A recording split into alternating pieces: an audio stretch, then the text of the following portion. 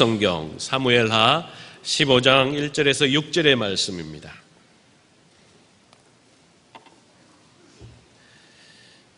구약성경 사무엘하 15장 1절에서 6절 말씀을 우리 다 같이 한 목소리로 천천히 함께 읽도록 하겠습니다. 사무엘하 15장 1절에서 6절입니다. 같이 읽습니다. 그 후에 압살롬이 자기를 위하여 병거와 말들을 준비하고 호위병 50명을 그 앞에 세우니라. 압살롬이 일찍이 일어나 성문길 곁에 서서 어떤 사람이든지 송사가 있어 왕에게 재판을 청하러 올 때에 그 사람을 불러 이르되 너는 어느 성읍 사람이냐 하니 그 사람의 대답이 종은 이스라엘 아무 지파에 속하였나이다 하면 압살롬이 그에게 이르기를 보라 내 송사를 들을 사람을 왕께서 세우지 아니하셨다 하고 또 압살롬이 이르기를 내가 이 땅에서 재판관이 되고 누구든지 송사나 재판할 일이 있어 내게로 오는 자에게 내가 정의를 베풀기를 원하노라 하고 사람이 가까이 와서 그에게 절하려 하면 압살롬이 손을 펴서 그 사람을 붙들고 그에게 입을 맞추니 이스라엘 무리 중에 왕께 재판을 청하러 오는 자들마다 압살롬의 행함이 이와 같아서 이스라엘 사람의 마음을 압살롬이 훔치니라. 아멘. 이 시간에는 압살롬의 반란이라는 제목으로 목사님 나오셔서 귀한 말씀 선포해 주시겠습니다. 오늘 예배 오신 여러분들 환영합니다. 우리 옆에 계신 분, 뒤에 계신 분 인사하겠습니다. 우리 마음도 대청소합시다. 인사하겠습니다.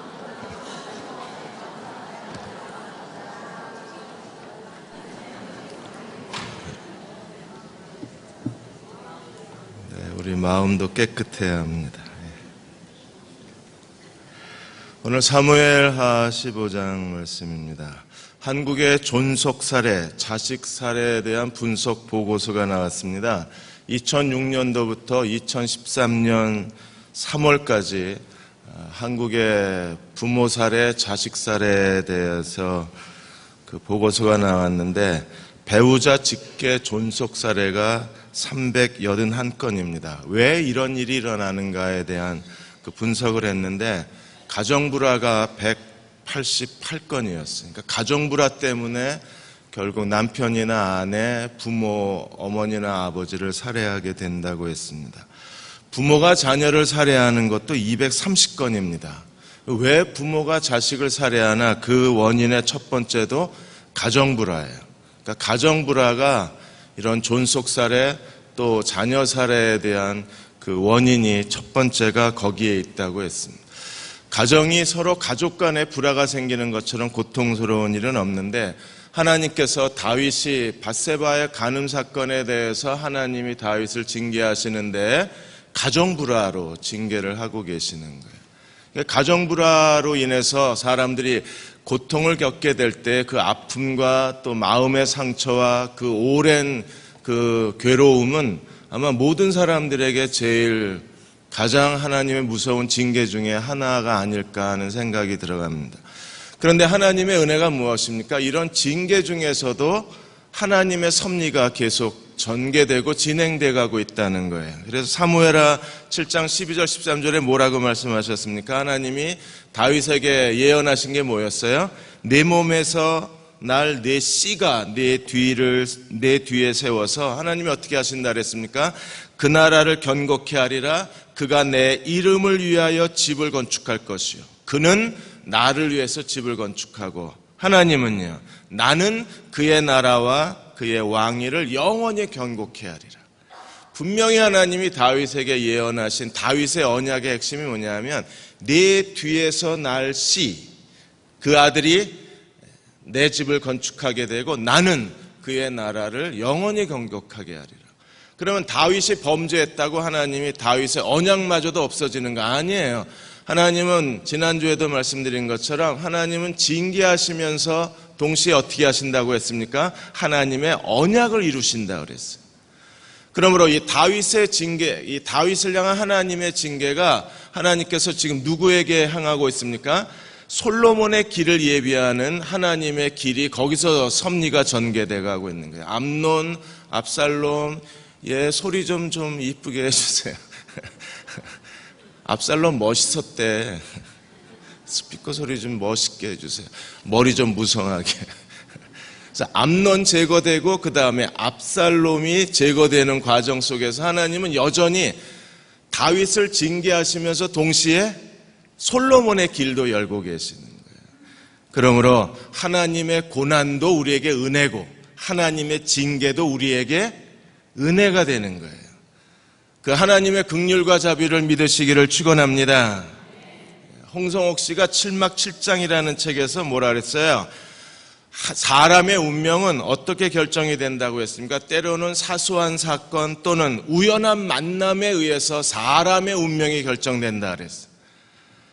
바람에 이는 작은 이파리의 움직임, 그 움직임, 아주 사소한 움직임에서 하나님의 섭리가 전개되어져 갈 수 있다는 거예요. 그러므로 하나님은요, 어떤 위대한 사건, 커다란 은총의 사건뿐 아니라 심지어 하나님의 징계 속에서도 하나님의 예언은 진행되어져 가는 거예요. 그러므로 우리는요, 하나님의 은혜 가운데서도 기뻐해야 될 뿐 아니라 하나님의 징계 가운데서도 기뻐할 줄 아는 사람이 하나님의 주권에 대한 신뢰를 가진 사람입니다. 하나님이 주시는 것은 버릴 게 없는 거예요. 은혜는 더 버릴 게 없을 뿐 아니라 하나님의 징계와 하나님의 심판마저도 버릴 게 하나도 없는 거예요. 여러분, 징계가 당시에는 괴로워 보이지만 그러나 그것으로 인하여 연단된 자에게 히브리서 12장이 뭐라 그랬어요? 하나님 앞에 거룩에 참여케 하신다 그랬어요. 하나님의 거룩에 참여케 할 뿐 아니라 동시에 하나님의 예언과 언약과 섭리도 전개가 되어져 가는 거예요. 그 하나님을 믿으십니까? 네. 오늘 15장에서 그 아들 압살롬이 이제 반란을 일으키는데 이 압살롬의 반란이 하나님의 언약까지 위협을 하는 거예요. 그래서 압살롬의 반란이 다윗의 왕권을 잃어버릴 그 밑바닥까지 내려갑니다. 만일에 다윗이 왕권을 잃어버렸으면 어떻게 될까요? 사무엘하 7장에서 하나님의 예언도 다 공중분해되어져 버리는 거예요. 하나님의 예언도 다 사라져 버리는 거예요. 그런데 하나님이 다윗을 도우시고 다윗을 보호하셔서 아주 왕권을 잃어버리진 않습니다. 이게 얼마나 심각한 위기였는지 15장에서 18장까지 무려 4장에 걸쳐서 압살롬의 반란을 기록하고 있는 거예요. 그만큼 다윗에게는 위기였어요. 다윗에게 위기였을 뿐 아니라 하나님의 언약에도 위기가 되는 거예요.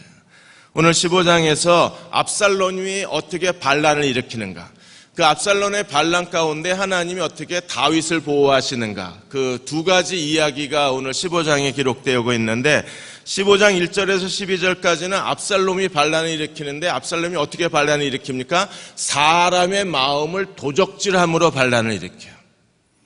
사람을 움직여요. 그리고 13절에서 마지막 절까지 다윗이 압살롬의 반란을 피해서 도망가는데 다윗의 도피길에 하나님이 다시 다윗의 추종자들을 붙여주세요. 압살롬도 사람을 끌어모으고 다윗도 사람을 끌어모으고 있는 거예요.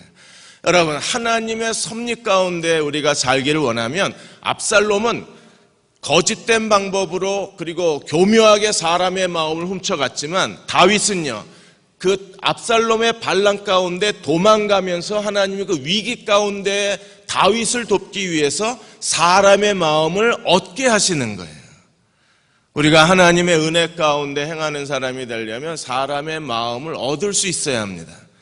하나님을 섬기는 데에도 사람이 있어야 되잖아요. 우리가 가서 그리스도의 지상명령에 따라서 누군가에게 복음을 전하려 하면 사람이 있어야 복음을 전하죠.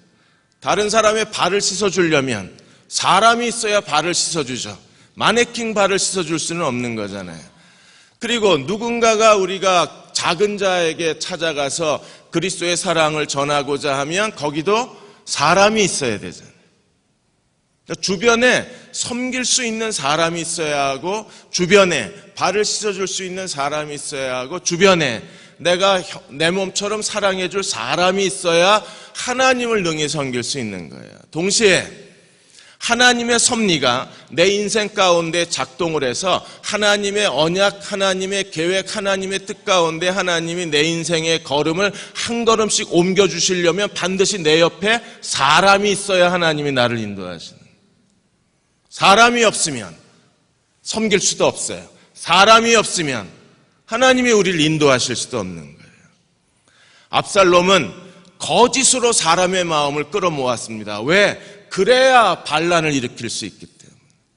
다윗은 장인 사울에 의해서 10년 동안 도피 생활을 했는데 장인 때문에 도망자 신세가 되는데 이제는요, 아들 때문에 도망자 신세가 되는 거예요. 그 도망자 신세 가운데 하나님이 다윗을 보호하시려면 반드시 다윗 곁에 사람이 있어야 되는 거예요. 그래서 오늘 13절 이후에 다윗 곁에 어떤 사람이 있었는가를 우리들에게 보여주고 있어요. 바울이 회심했을 때 하나님은 그 회심의 전에는 누가 있었습니까? 스데반이 있었어요. 그리고 회심 이후에는 누가 있었어요? 아나니아가 있었어요. 바울이 1차, 2차, 3차 전도여행을 해나가는 데 있어서 다윗의 동역자가 되고 바울과 함께 그 바울을 도와주었던 사람 중에 누가 있었습니까? 디모데가 있었어요. 볼륨 조금만 높여줘봐요. 디모데가 있었는데 이 디모데는요, 바울 서신 13권 가운데 무려 6번이나 바울과 디모데가 나와요. 그리고 그 중에 4번에는 바울과 디모데만 나와요. 그러니까 바울 곁에는 이렇게 자신의 전부를 바쳐서 모든 걸 다 충성하는 사람이 옆에 있었기 때문에 하나님이 바울을 통해서 1차, 2차, 3차 전도 여행을 끌어가실 수 있었던 거예요. 여러분 곁에 사람이 있어야 돼요. 나를 사랑하고 나를 신뢰하고 내게 충성을 다하고 또 내가 신뢰하고 내가 사랑하고 내가 신뢰할 수 있는 사람이 내 옆에 있어야, 그래야 하나님이 나를 인도하실 수 있는. 플라톤은 귀족의 아들이어서 처음엔 정치가가 되려고 했던 사람입니다. 그랬던 그가 철학자가 됐어요. 플라톤이 정치가의 꿈을 접고 그가 철학자가 된 결정적 이유는요, 그가 소크라테스를 만났기 때문입니다. 이 소크라테스와 플라톤의 만남이 없었으면 우리는요, 가장 위대한 철학자 중에 한 사람을 잃어버릴 뻔한 거예요. 누구를 만났느냐, 내 곁에 누가 있느냐에 따라서 사람의 미래가 달라지고 운명이 달라지고 그의 삶의 모든 방향이 달라지는 거예요.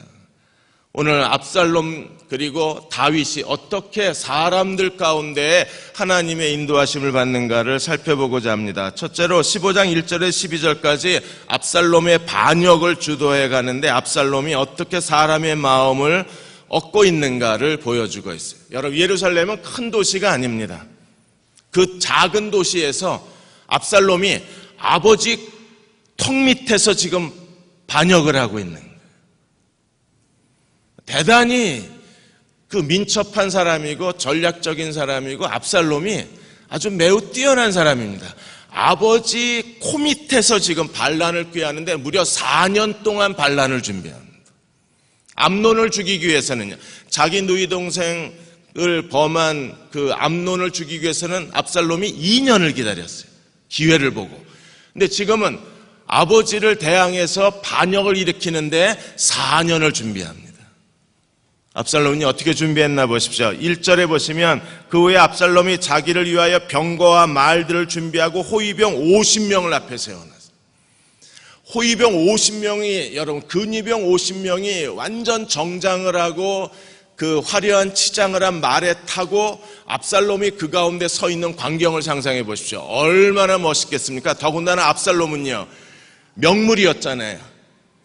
머리카락을 한번 잘라내면 거의 2kg, 3kg를 잘라낼 정도로 굉장히 뛰어난 매력의 소유자였었습니다. 그런 압살롬이요, 그 긴 머리카락을 흩날리면서 50명의 호위병, 그 화려한 치장을 한 호위병을 앞세우고 성문에 나타났을 때 얼마나 멋있겠어요.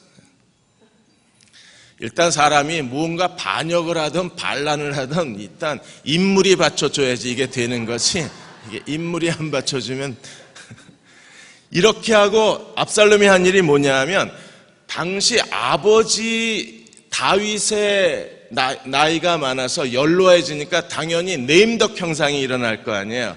그리고 백성들이 가장 이 다윗의 말년의 정치에 대해서 가장 큰 불만을 가진 게 뭐냐 하면 백성들이 왕이 해야 될 중요한 일 중에 하나가 백성을 재판하는 일이었는데 이 재판 제도가 느슨해져 버린 거예요.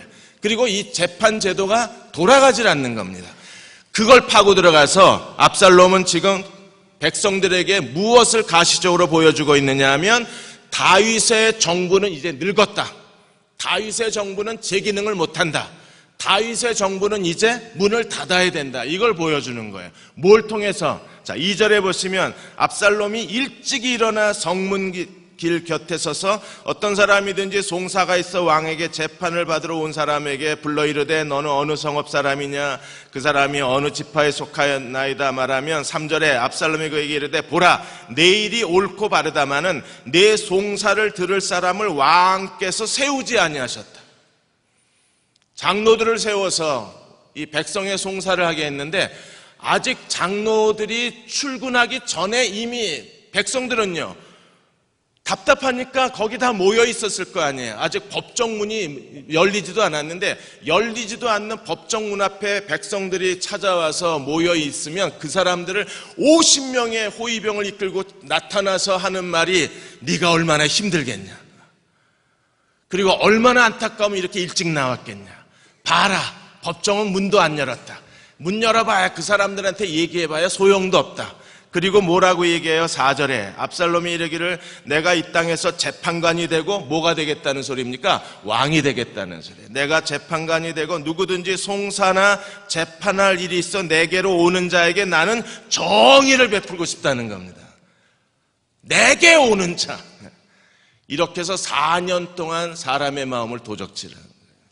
그리고 5절에 어디서 많이 본 장면이 여기도 나옵니다. 사람이 가까이 와서 그에게 절하를 하면 압살롬이 손을 펴서 그 사람을 붙들고 그에게 뭐 했어요? 선거철만 되면 길거리에 시장에 이렇게 악수하자는 사람이 많은지 모릅니다. 근데 압살롬이 여러분 4년 동안을 이렇게 50명의 호위병을 거느리고 그 백성들이 모여있는 광장 성문 앞 광장 앞에 나타나서 일일이 다 사정을 듣고 내가 재판관이 되었으면 이 문제 하나님의 정의대로 해결해 줄 텐데 해결해 주지 못해서 미안하다 그러고 그 사람이 너무나 고마워서 그 악수하려고 그러면 그냥 그 두 손을 잡고 입에 입맞춤까지 해주니까 사람들이 얼마나 감격하겠어요. 그 멋진 남자가 50명의 호위병을 군대를 거느리고 자기들의 아픈 곳을 감싸주니까. 그래서 순식간에 어떤 일이 일어나요? 6절에 이스라엘 무리 중에 왕께 재판을 청하러 오는 자마다 압살롬의 행함이 이와 같아서 이스라엘 사람의 마음을 어떻게 했습니까? 도적질을 하는 거예요. 왜? 사람의 마음을 얻어야 자기가 원하는 걸 얻을 수 있다는 걸 압살롬이 하는 거예요. 사랑하는 여러분, 어떤 일을 해도 사람의 마음을 얻어야 되는 거예요.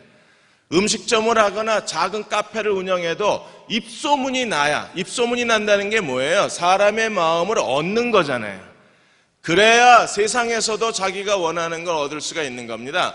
하나님의 섭리를 따라 사는 것도 마찬가지예요. 우리가 하나님의 섭리 가운데 한 걸음 한 걸음을 순종하고 옮기길 원하면 우리도 사람의 마음을 얻는 사람이 돼야 되는 거예요.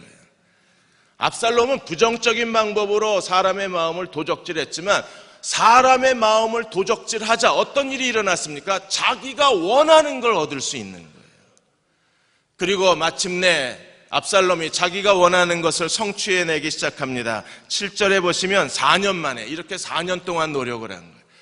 자, 7년 전에 그 자기 누이가 암논에게 그런 힘든 일을 당하게 되고 그가 3년 동안 그랄 지방에 가서 망명생활을 하고 예루살렘에 돌아온 지 2년이 되고 그리고 다시 4년을 투자해서 반역을 준비하고 압살롬도 대단한 사람 아닙니까? 그렇게 준비한 다음에 아버지에게 거짓말을 합니다. 뭐라고 거짓말해요? 내가 아람 그술에 있을 때, 그랄이 아니라 그술에 있을 때 자기가 서원한 게 있다는 거예요. 뭘 서원했어요? 예루살렘으로 돌아가게 해주시면 헤브론에 가서 내가 하나님 앞에 제사를 드리겠다고 서원을 했다는 거예요. 그러면 진작 갔어야지. 벌써 예루살렘에 돌아온 지 3년 만에 돌아오고 2년 만에 아버지를 보고 다시 4년이 지났으니까 예루살렘에 돌아온 지 거의 6년, 7년이 된 거잖아요. 이제 와서 헤브론에 가서 제사를 드려서 서원을 갖겠다 그러는데 다윗이 이때까지만 해도 분별력을 다 잃어버린 상황이에요. 얘기가 이상하잖아요. 서원은 즉시 갚으라고 하나님 말씀하셨는데 이제 와서 갖겠다 그러니까. 그런데도 다윗은 뭐라고 그래요? 9절에 보시면 평안히 다녀오라고 허락을 합니다. 왕이 허락하자마자 압살롬은요, 예루살렘에 있는 고위직에 있는 사람들, 유지들, 그리고 예루살렘의 대기업 회장들 200명을 끌고 헤브론으로 가요. 왜? 왕이 허락했다는 왕의 명령에 따라서 다윗이 가라사대 이렇게 해서 사람들 200명을 끌고 갑니다. 200명은 어떤 사람들이었어요? 11절에 보시면 그때 청함을 받은 200명이 압살롬과 함께 예루살렘으로부터 헤브론으로 내려갔으니 그들은 압살롬이 꾸민 그 모든 일을 뭐하고 알지 못하고 어떤 사람이었어요? 그저 따라만 간 거예요. 근데 헤브론에 가서 제사를 드릴 즈음에 이미 압살롬은 뭘 했습니까? 10절에 보시면 정탐을 이스라엘 모든 지파 가운데 두루보내 이르기를 너희는 나팔 소리를 듣거든 말하기를 압살롬이 헤브론에서 왕이 되었다고 선포하라. 200명을 이미 끌고 헤브론으로 가고 이미 정탐꾼을 12지파에 보내서 나팔이 울리면 동시에 소리를 질러라. 뭐라고? 압살롬이 헤브론에서 왕이 되었다고. 다윗이 제일 먼저 그가 기름 부음을 받고 유다 왕이 되었을 때 헤브론에서 왕의 즉위식을 한 것처럼 압살롬은요, 암논을 죽일 때에도 예루살렘에서 멀리 떨어진 데 가서 죽여요. 왜? 아버지에 의해서 방해될 수도 있으니까. 이번에 반란을 일으키는 것도 예루살렘에서 멀리 떨어진 헤브론에서 반란을. 여러분, 사람이 이 악한 짓을 하는 데에도 이렇게 철저하게 준비해서 뭘 진행을 해나가는. 더군다나 200명의 사람들은 아무것도 모르고 갔다가 갑자기 나팔 소리가 나고 압살롬이 왕이라고 선포하니까 거기서 만일에 반대하면 죽임을 당할 거고 가만히 있자니 반역자를 몰리는 거예요. 이미 12지파 다 동원했죠. 200명의 예루살렘의 최고위직 공직자들, 대기업 회장들, 그리고 종교적으로 우두머리들 다 거기 가서 앉아있죠. 그리고 압살롬 왕 만세를 부르자마자 어떤 일이 벌어졌습니까? 백성들의 마음이 순식간에 다 어디로 향하게 돼요? 다윗에게로. 그래서 12절에 보시면 제사 드릴 때에 압살롬이 사람을 보내 다윗의 모사 길롯 사람 누구까지 불러와요? 아히도멜까지 불러오자 하반절에 보시면 반역하는 일이 커감에 압살롬에게로 돌아오는 백성이 많아진지라. 그러니까 순식간에 다 장악을 해버린 겁니다. 자, 12지파에 정탐을 보내요. 200명의 사람들은 헤브론을 끌고 갔어요. 그리고 결정적인 게 아히도멜을 불러옵니다. 여러분, 이 아히도멜은 어떤 사람입니까? 다윗의 오랜 친구요, 다윗의 자문 역할을 하고 다윗의 모사꾼이에요. 굉장히 뛰어난 제갈공명 이상의 전략가입니다. 그러니까 아히도멜이 압살롬 반역에 가담했다는 얘기를 듣고 다윗이 어떻게 했어요? 다윗이 31절에 보시면 아히도멜이 압살롬에게 반역에 가담했다는 얘기를 듣고 다윗이 긴장을 합니다. 그리고 다윗이 즉각적으로 어떻게 해요? 여호와여 원하옵건대 아히도멜의 모략을 어리석게 하옵소서. 이 아히도멜의 전략은요, 하나님 외에는 이 전략을 이길 사람이 없는 거예요. 하나님만 이 아히도멜의 계획과 계략과 모사를 허무하게 만들 수 있어요. 인간의 생각과 인간의 상식과 인간의 지식을 가지고는 아히도멜과 대항해서 싸울 사람이 없는 거예요. 다윗도 이 아히도멜을 대항할 수가 없어요. 그러니까 즉각적으로 아히도멜이 압살롬과 그 반역에 가담했다는 얘기를 듣고 다윗이 할 수 있는 일은 기도밖에 없는 겁니다. 자, 200명이 갔어요. 12명의 정탐꾼이 12지파에서 압살롬 왕 완세를 외쳤습니다. 그런데 고향으로 내려갔던 아히도멜을 불러서 지금 압살롬이 세력화하는 거예요. 이 사람이 왜 다윗의 오랜 친구고 다윗의 전략가였고 다윗의 모사였는데 왜 자기 고향 길로에 돌아갈 수 있을까요? 이미 오래전에 이 아히멜렉과 그리고 다윗의 관계가 깨졌다는 걸 우리가 짐작할 수 있는 겁니다. 왜 그랬을까?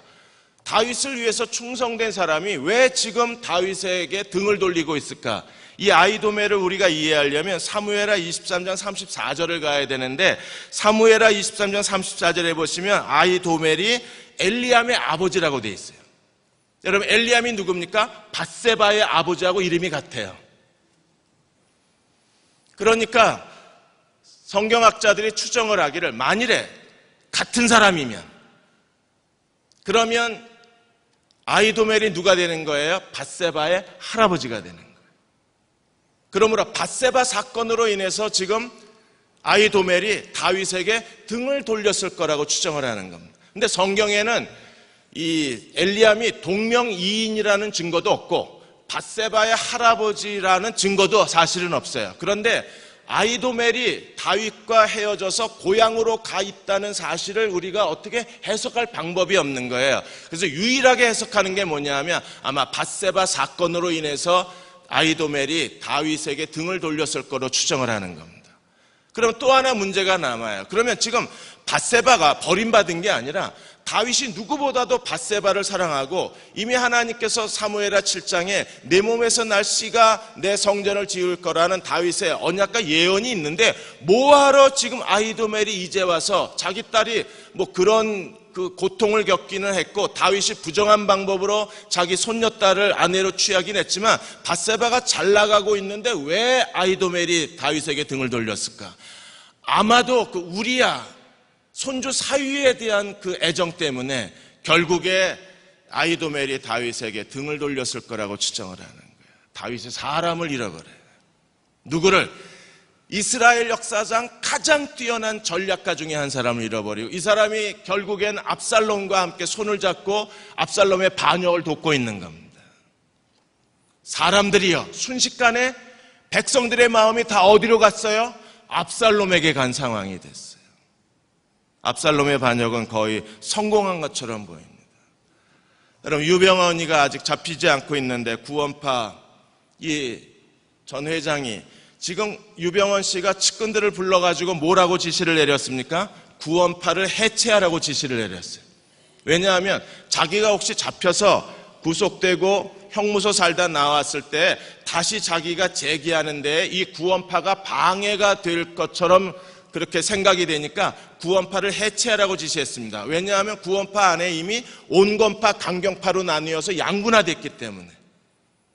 그래서 엄마 중에 한 사람이 자수했잖아요. 그러니까 아예 해체를 지시하는 겁니다. 여러분, 대단하지 않습니까? 한 사람이 사람들의 마음을 다 도적질한 거예요. 자기 마음대로 사람들을 모아놓고 집단화시켰다가 이제는 자기가 원하면 언제든지 해체할 수 있는 거예요. 사람의 마음을 조정하는 능력을 갖고 있으니까 그래서 교주 노릇을 하는 겁니다. 우리 같이 이렇게 사람을 마음을 얻지 못하면 대단한 능력을 가진 거예요. 압살롬이 순식간에 사람들을 불러 모으고 사람들의 마음을 얻고 반역을 이루어가는 거예요. 우리는 여기서 다윗이 얼마나 가슴 아팠을까 하는 생각을 할 수밖에 없는 거예요. 여러분, 자녀들로 인해서 고통당하는 사람은 다윗뿐만 아닙니다. 최근에 한 보고서에 의하면 자녀들에게 재산을 다 상속해주고 나서 어렵고 힘들게 사는 신빈곤층 부모님이 계십니다. 이 신빈곤층 부모님을 우리가 신고려장이라고 말해요. 자녀들이 원해서 재산을 다 줬습니다. 어느 한 어머니가 남편이 죽으면서 아파트 하나를 남겨놓았는데 이 아파트를 팔아야 됐었어요. 왜냐하면 장남이 미국에 가서 사업을 하는데 장남 사업이 너무 어려운 겁니다. 그래서 엄마가 여기서 10년 동안에 그 장남이 물건을 파는 그거를 엄마가 집에서 그 모자를 만들어 가지고 집에 미국에 있는 아들한테 보내준 거예요. 엄마가 그렇게 헌신적으로 했는데도 사업이 쪼달리니까 할 수 없이 엄마가 남편이 남겨놓은 재산을 팔아가지고 큰아들 사업자금으로 대준 겁니다. 그런데 갑자기 엄마가 쓰러졌어요. 병원에 입원하고 수술을 하게 되고 장기 치료를 하게 됐는데 지금 도울 수 있는 사람이 큰아들밖에 없는데 큰아들이 난 그런 엄마 둔 적이 없답니다. 이게 상속해주고 나서 버림받는 상속 빈곤층 부모라고 그러는 거예요. 이게 신고려장이라는 겁니다. 그래서 그 임채용 변호사님은 이제 부모가 정신 차려야 된대요. 여러분 정신 차리셔야 된대요. 이제 살아남기 위해서는 왜 우리가 80, 90까지 살아야 되니까 은퇴한 뒤에도 살아남기 위해서는 자녀 교육 한계 선을 거라. 그 다음에 결혼 비용 선을 긋고 도와줘라. 그냥 옛날 생각하고 다 부모가 가진 거 다 쏟아주고 나중에 자녀들에게 버림받으면 빈곤층으로 전락한다는 거예요. 지혜롭게 사셔야 돼요. 이제 저희도 어디로 가요? 서구 사회로 가는 거예요. 서구 사회도 이미 대학 들어가면 그때부터는 아이들이 자기가 스스로 벌어서 자기가 대학 가요. 결혼도 자기가 알아서 갑니다. 여러분, 그런 서구 사회가 우리는 전에는요, 뭐라 그랬습니까? 이게 가족이냐? 가족이면 서로 좀 끈적끈적하게 있고 서로 좀 부모가 끝까지 자녀를 도와주는 맛이 있고, 그리고 자녀들과 부모가 서로 엉켜서 사는 게 가족이지, 저 서구 저놈들 저 인간이 아니라고 그랬잖아요. 그런데 지금 우리가 그 사람들이 왜 그랬는가를 이제 이해하는 거예요. 지금부터 우리는요, 대학은 네가 알아서 가라 그러고 돈을 모아야 여러분들이 노후 사실 수 있어요. 부부가 한 달에 최소한 160만 원인가 있어야 그래도 인간답게 산답니다. 그러면 대학은 네가 알아서 가라. 결혼도 네가 알아서 해라. 그리고 나머지는요, 우리가 모아야 돼요. 다 줬는데요. 이러면 뭐 이제 기도하고 사실 수밖에 없어요. 자녀들이 부모에게 뭐 부모 생활비를 대주는 길밖에는 방법이 없는. 근데 요즘에 젊은이들이요, 맞벌이 부부를 해도 먹고 살기가 힘드니까 부모를 돌볼 여유까지 없는 겁니다.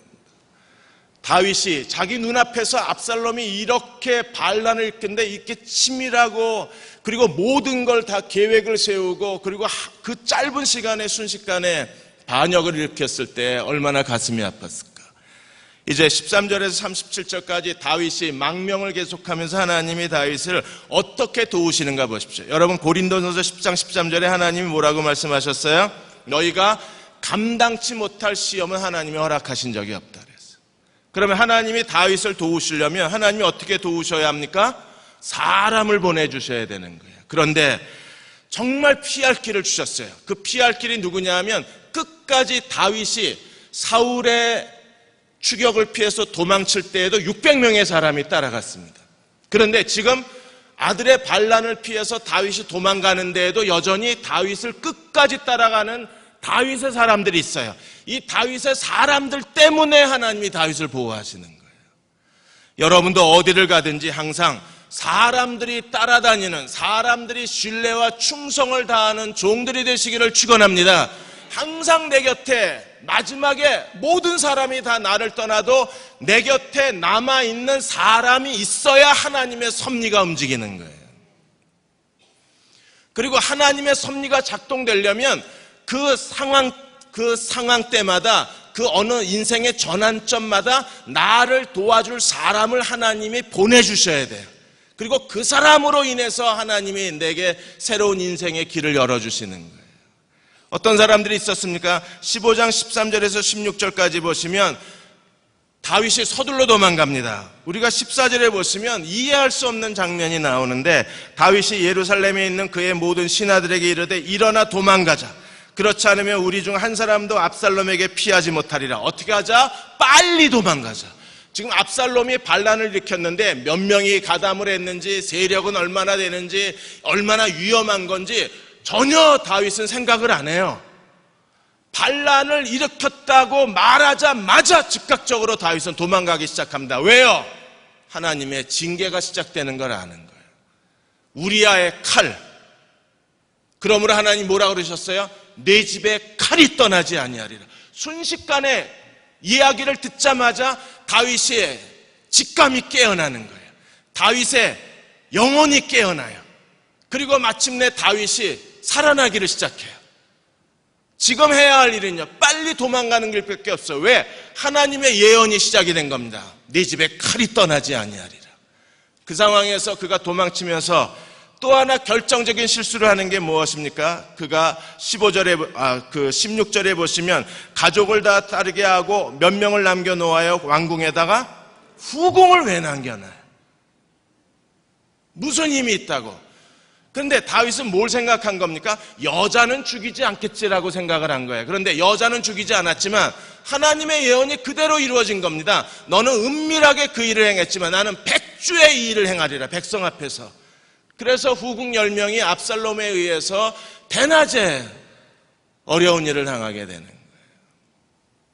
이렇게 서둘러 도망가는데 궁중 사람들이 어떻게 고백합니까? 15절 같이 한번 읽어보겠습니다. 왕의 신하들이 왕께 이르되 우리 주 왕께서 하고자 하시는 대로 우리가 행하리이다. 보소서 당신의 종들이니이다. 도망을 가도 망명을 가도 이 왕궁에 있는 사람들이 어떻게 고백합니까? 우리는 당신의 종입니다. 당신이 행하는 대로 우리도 따라가겠습니다. 지금 어떤 길을 가는데 죽음의 길이에요. 망명의 길이에요. 어떻게 될지 알지 못하는 길입니다. 그럼에도 왕궁의 사람들은 따라가겠다는 거예요. 그들이 가다가 두 번째 그룹을 만나게 되는데 베메르악이라는 곳에서 잠시 멈췄습니다. 그러자 거기에 어떤 사람이 오냐면 18절 하반절에 보시면 가드에서 온 모든 가드 사람 600명이 왕 앞에 모입니다. 이 사람들은요, 다윗이 가드에 피신했을 때 다윗에게 충성을 맹세했던 사람이에요. 다윗이 망명길에 올랐다는 말을 듣고 압살롬의 반란을 피해서 도망간다는 말을 듣고 가드 사람 600명이 따라옵니다. 그러자 다윗이 뭐라고 그래요? 돌아가라. 그리고 압살롬을 섬겨라. 나는 지금 나그네 길을 떠난다. 죽음의 길이 될지도 모른다. 너희도 나그네인데 나도 나그네인데 내 나그네 길에 너희까지 데려갈 수 없다고 정중하게 거절해요. 그리고 은혜와 진리를 그들에게 축복합니다. 그런데 이때가 어떻게 대답합니까? 21절에 같이 한번 읽겠습니다. 이때가 왕께 대답하여 이르되 여호와의 살아계심과 내 주 왕의 살아계심으로 맹세하옵나니 진실로 내 주 왕께서 어느 곳에 계시든지 사나 죽으나 종도 그곳에 있겠나이다. 어디서 많이 들어본 말 같지 않나요? 나오미하고 룻이 뭐라 그랬어요? 어머니가 계시는 곳에 나도 있고 어머니가 죽는 곳에 나도 죽겠다. 지금 이 가드 사람 600명 이때가 다윗에게 충성을 맹세하기를 왕이 계신 곳이 어디든지 사나 죽으나 나는 왕을 따라가겠습니다. 다윗이 얼마나 든든했겠어요. 지금 다윗은요, 궁궐에 있는 신하들만 데리고 가는 겁니다. 이 사람들은요, 한 번도 칼을 잡아본 적이 없고 전쟁을 해본 사람이 없는 거예요. 그런데 하나님이 피할 길을 주셔서 600명의 전사 중에 전사를 다윗을 따라가게 만들어주신 거예요. 그러므로 다윗은 망명길이지만 이제는요, 왕으로서의 면모를 갖추게 되었습니다. 누가 있기 때문에 이때 600명의 군대가 따라가고 있는 거예요. 이 사람들은요, 뛰어난 전략가 용사들입니다. 그리고 그들은요, 다윗에게 충성을 맹세하는 거예요. 사람이 사람을 신뢰할 줄 알아야 돼요. 그리고 사람에게 신뢰를 받아야 돼요. 그래야 하나님도 역사하시는 거예요. 오늘 예배 드리신 여러분들은 어디를 가든지 사람들에게 신뢰받는 종들이 되시기를 축원합니다. 이탈리아의 한 공동체에 한국의 한 목사님이 그곳을 방문했는데 이 공동체라고 하는 것이 감옥이잖아요. 1년 365일 똑같은 얼굴을 보고 똑같은 사람들하고 똑같은 생활을 하는 겁니다. 지겨울 수도 있고 지루할 수도 있어요. 그런데 그 공동체에 가서 이 목사님이 놀란 게 뭐냐면 너무나 예의를 지키고 마치 처음 보는 사람처럼 모든 예의와 친절을 다하고 서로를 사랑하는 걸 보고 도대체 어떻게 수련을 하길래 이렇게 한 공동체에 사는 400여 명의 사람들이 오늘 처음 보는 사람처럼 서로 사랑을 하고 서로 친절하게 대하고 예의를 다 지킬 수 있느냐고 물어봐요. 그랬더니 거기 수사가 대답을 합니다. 우리는 매일 아침 기도를 한대. 무슨 기도를 하느냐? 공동체에 있는 모든 수사들을 대할 때, 공동체에 있는 회원들을 대할 때 오늘 처음 만난 사람처럼 서로를 대하게 해 주옵소서. 기도하고 만난답니다. 그러니까 실수를 하지 않는 거예요. 사람에 대한 지루함이 없는 겁니다. 사람에 대한 권태감이 없는 거예요. 여러분도 결혼하고 한 30년쯤 되면 이 기도하셔야 돼요. 하나님, 오늘 내가 남편을 오늘 처음 맞선 나간 남자처럼 대하게 해 주옵소서. 이쁘게 차려입고 화장은 잘 됐나 두 번 세 번 거울 보고 말씨도 고분고분하게 잘 보여야 되니까. 만일에 우리가 결혼 30년 차가 넘었는데도 서로 그렇게 처음 만난 설레임과 흥분을 가지고 서로를 대할 수 있다면 하나님이 그 가정을 얼마나 축복하시겠어요. 이 기도하세요. 오늘부터 어떻게 하라고요? 오늘 처음 만난 것처럼 사랑하게 해달라고요. 아내가 잘하면 남자들은 따라가게 돼 있습니다. 남자들이 그냥 아내가 이끄는 대로 따라가는 거기 때문에 아내 여러분 잘 부탁드립니다. 이때가 이 참 놀라운 고백을 하는 거예요. 사나 죽으나 왕이 계신 곳에 우리도 있겠다. 그것이 다윗이 망명길에 올라갔을 때 하나님이 다윗에게 주시는 하나님의 피할 길이 되는 거예요. 미래산업의 전 회장이신 정물순 회장님이, 이분이 소망교회에 출석하고 계신데 사업이 어려워서 이제 빠져나갈 길이 없어서 사업을 그만둬야 할지 금식하고 기도하고 고민 중에 있었을 때 카이스트에 있는 그 이광영 교수가 이 미래산업을 찾아옵니다. 와서 도와달라고 요청한 게 아니에요. 그냥 하나님, 이 문을 닫아야 되나요? 말아야 되나요? 고민하고 자기가 문을 닫으면 그 직원들은 이제 살 길이 없어지는 거잖아요. 자기는 괜찮은데 직원들의 앞날, 직원들의 가족, 직원들의 자녀 때문에 문을 못 닫고 고민하고 있는데 이광영 교수가 자기 발로 찾아온 거예요. 그 분야에 있어서는 최고의 교수입니다. 그리고 이 미래산업의 여러 가지 기술 자문을 해주고 기술을 도와주고 새로운 신제품을 개발하는데 이광영 교수가 전심을 다해서 도와줘요. 그래서 미래산업이 살아나요. 그래서 나중에 이 정문술 집사님이 이걸 가는 데마다 간증을 하는 겁니다. 만일에 하나님이 이광영 교수하고의 만남을 내게 주시지 않았으면 나는 벌써 문 닫고 나는 지금 실업자가 되고 어떻게 됐을지 모르는데 하나님이 단 한 사람의 만남을 통해서 내 인생을 완전히 역전시켰다는 것. 단 한 사람과의 만남이 내 인생의 새로운 미래를 열어놓았다는 거예요. 그리고 이광영 교수와의 단 한 사람의 만남이 자기가 오랫동안 기도했던 기도가 응답되었다는 거예요. 하나님이 내 주위에 어떤 사람을 보내주시는가를 주목할 필요가 있어요. 그리고 그 사람을 잃어버리면 안 돼요. 그 사람을 믿음으로 잡아야 돼요. 그리고 같이 걸어갈 때 하나님의 섭리가 일어나고 하나님의 예언이 성취가 되는 거예요. 우리 주위에 이때와 600명의 가드 사람처럼 충성을 다하는 사람들이 있다면 얼마나 좋을까요? 24절에서 29절까지는 이제 사독, 대제사장 사독과 그 다음에 레위 사람, 제사장들이 다윗에게 나옵니다. 이 제사장들이 뭘 가지고 왔어요? 하나님의 법궤까지 가지고 왔어요. 여러분, 법궤를 가지고 왔다는 것은요, 압살롬의 정부가 이제 빈껍데기 정부고 다윗이 망명길을 가지만 그러나 여호와의 언약궤를 갖고 있기 때문에 하나님의 선택하시고 하나님의 기름 부으신 왕은 누구라는 소리예요? 다윗이라는 소리잖아요. 그런데 다윗이 거절을 합니다. 다윗이 너무나 성숙해진 거예요, 그동안에. 그리고 이미 이 압살롬의 반란이 하나님의 칼이라는 걸 알고 이 사독 제사장에게 뭐라고 얘기합니까? 25절에 같이 한번 읽어볼까요? 왕이 사독에게 이르되 보라, 하나님의 궤를 성읍으로 도로 메어가라. 만일 내가 여호와 앞에 은혜를 입으면 도로 나를 인도하사 내가 그 궤와 그 계신대를 어쩌면 예루살렘으로 난 돌아갈 수 있다고 말하는. 그러므로 여호와의 궤를 가지고 다니지 않겠다는 겁니다.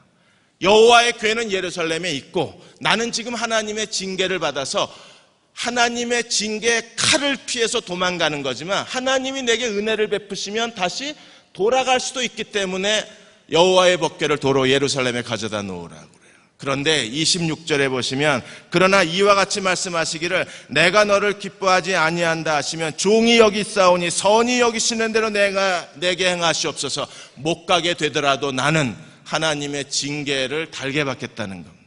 다시 여호와의 법궤 있는 대로 돌아가지 못해도 괜찮다는 거예요. 무슨 얘기예요?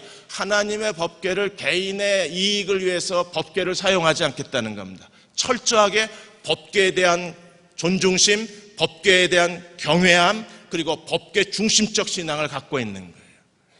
사울은 어떻게 했습니까? 법궤를 자기가 필요할 때마다 이기적으로 법궤를 들고 다녔잖아요, 사울은. 그런데 다윗은요, 철저하게 여호와의 법궤에 대한 경외심. 내가 하나님이 돌아오게 하시면 예루살렘 하나님의 성전에서 법궤를 뵙겠습니다. 그러나 돌아오지 못하게 하시더라도 내가 법궤를 가지고 다니진 않겠다고 얘기를 해요. 그리고 제사장 사독에게 어떻게 얘기합니까? 27절에 보시면 내가 선견자가 아니냐, 선교자 노릇을 하라. 지금 법궤 가지고 날 따라다니지 말고 너는 예루살렘에 남아서 선견자면 선교자답게 행동하라는 거예요. 그래서 어떻게 합니까? 너의 두 아들 아히마아스하고 그 다음에 아비야의 아들 요나단, 아히마아스, 요나단을 스파이로 남겨두고 그들을 통해서 내게 계속 예루살렘 소식을 전해달라고 요청을 하는 거예요. 그래서 예루살렘 안에 압살롬의 그 정부 안에 압살롬도 의심을 못할 거 아니에요. 왜? 제사장들의 아들이고 선견자의 아들들이니까. 그들이 다윗에게 계속해서 예루살렘 소식을 전해주면서 다윗으로 하여금 어떻게 행해야 할 것을 연락병으로 삼아달라는 겁니다. 다윗이 이제 살아났어요. 그는요, 각 사람 만나는 사람에게 각각 할 일을 지시해 주는 겁니다. 이 일을 해라, 이것을 도와주십시오, 당신이 이렇게 하십시오. 전략적으로 사람을 배치하고 압살롬의 반란에 대비해서 자기가 어떻게 하나님의 인도하심을 받아야 할지를, 누구를 받아들이고 누구를 거절하고 사람을 어디에 두어야 되는가를 이제 아는 거예요.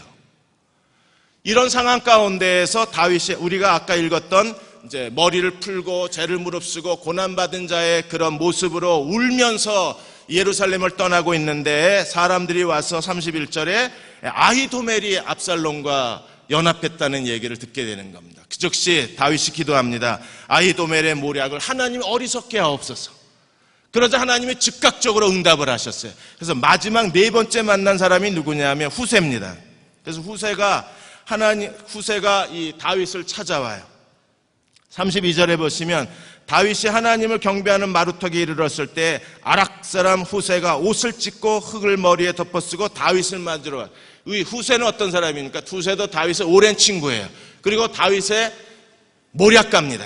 후세의 전략도 매우 뛰어나요. 물론 후세보다 아히도멜이 훨씬 더 뛰어난 사람이에요.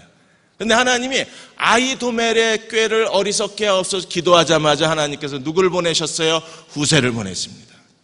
그 후세가 다윗을 따라가려고 하자 다윗이 후세에게 지시를 내립니다. 34절에 보시면 그러나 네가 만일 성읍으로 돌아가서 압살롬에게 말하기를 왕이여 내가 왕의 종입니다. 지금 뭐 하라는 겁니까? 압살롬 왕 만세를 외치라는 거예요. 누구에게? 후세에게. 어떻게? 거짓으로. 그래서 전에는 내가 왕의 아버지의 종이었더니 이제는 내가 왕의 종입니다 하면 네가 나를 위하여 아히도벨의 모략을 패하게 하리라. 너는 들어가서 지금 누구의 모략을 저지해야 돼요? 최고의 전략가 아히도벨의 그 전략을, 아히도벨의 모략을 저지할 사람은 누구밖에 없어요? 후세밖에 없는 거예요. 그러므로 다윗이 즉각적으로 후세를 압살롬 궁으로 밀어 넣는 겁니다. 다윗이 살아났어요. 민첩하게 모든 일을 즉각적으로 다 해결해 가면서 전략적으로 사람을 배치해서 하나님이 일하실 수 있게 만들어 놓는 겁니다. 그래야 하나님이 일하실 거 아니에요. 근데 그 사람들이 지금 어디서 왔어요? 다윗이 찾아간 게 아니라 다윗을 찾아온 사람들이에요. 이때 600명, 후세, 그 다음에 제사장 사독과 아들들 전부 다윗을 찾아온 사람들. 이 사람들이 찾아온 사람들을 다윗이 전략적으로 배치하면서 다윗은요, 압살롬의 반란 가운데 하나님의 인도하심을 받고 하나님의 극적인 보호하심을 받고 하나님의 자비 가운데 다시 예루살렘 성으로 돌아갈 길을 얻게 되는 거예요. 사랑하는 여러분, 사람이 곁에 있어야 합니다. 하나님이 보내신 사람이 내 곁에 있어야 돼요. 그래야 그 사람을 통해서 내가 필요한 정보를 얻고 그 사람을 통해서 내가 가는 망명길에 호위하는 군대가 있어야 되고 하나님이 내게 보내주신 사람이 있어야 그래야 하나님의 뜻을 내게 지시해 주는 거예요. 그 사람이 목회자든 아니면 여러분들의 친구든 선배든 후배든 상관이 없어요. 하나님이 내게 보내주신 사람들을 통해서 하나님이 내게 말씀해 주실 거예요. 그리고 나를 도와주실 거예요. 어떻게 행할 것을 내게 지시해 주실 거예요. 그리고 그 사람을 통해서 내게 길을 열어주실 거예요. 그 사람을 곁에 두게 해주시기를 우리가 기도할 필요가 있어요. 그리고 하나님이 보내주신 사람과 함께 길을 걸어가야 우리는 하나님께서 우리 가운데 행하시는 일들이 어떻게 전개되어져 가는가를 눈으로 볼 수 있는 겁니다.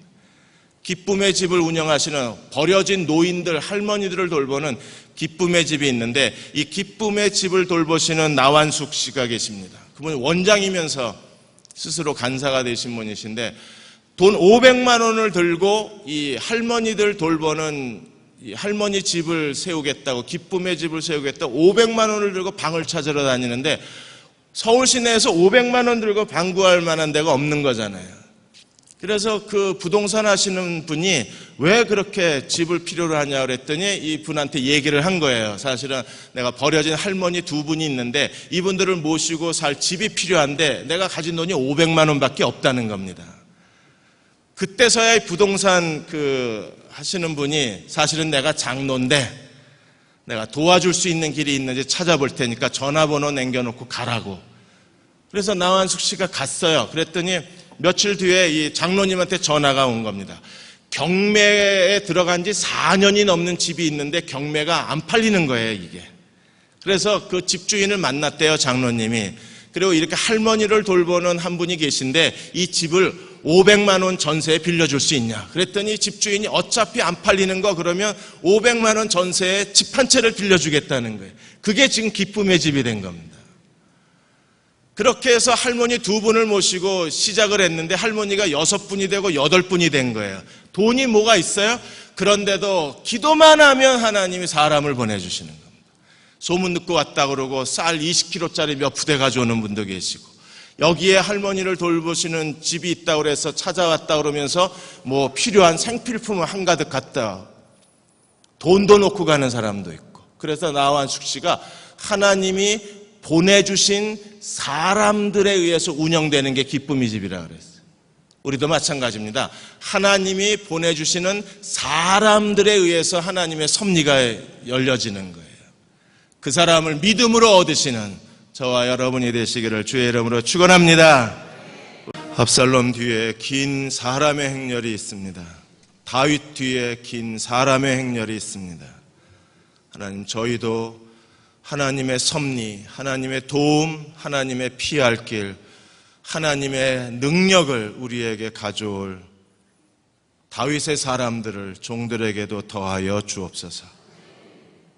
하나님 앞에 신실한 사람이 되어서 사람들에게도 신실하게 하여 주옵소서.